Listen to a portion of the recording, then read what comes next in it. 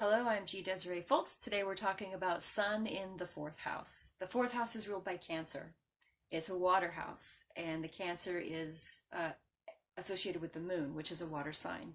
The Sun's not very comfortable here because the Sun is a fire sign, and it's somewhat at its detriment when it's associated with the moon. Even though the two work together great as luminaries, emotions and inner and receptivity, whereas the Sun is active, they're pretty much opposites.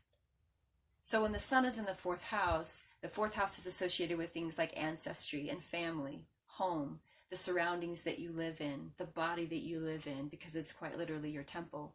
So everything associated with the fourth house has to deal with where you're coming from, where you live, where you're going, and that includes your ancestry.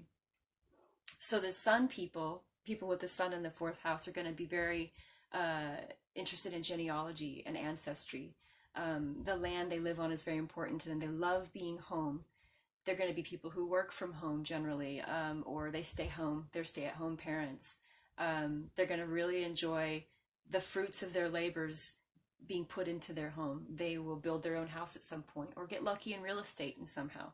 The fourth house does deal with real estate transactions. So if the Sun is positively aspected here, a lot of times they'll receive land as an inheritance through someone's death, or find really good deals on the real estate markets that other people don't get. Like maybe they get something going into pre-foreclosure and they do a short sale and get it at a steal of a deal.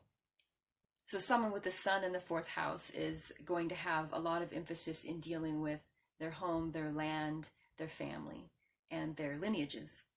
A lot of times people with Sun in the fourth house will have children around them, or they're caretakers in their home caring for other people.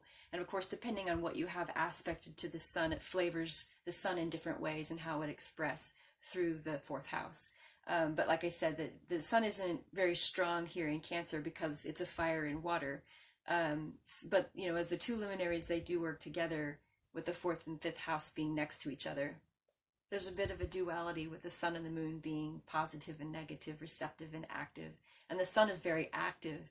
The Sun is very heart-driven as it rules the heart. So it's very knowing and it's compassionate, and it's a feeling, and it's all about joy and expression.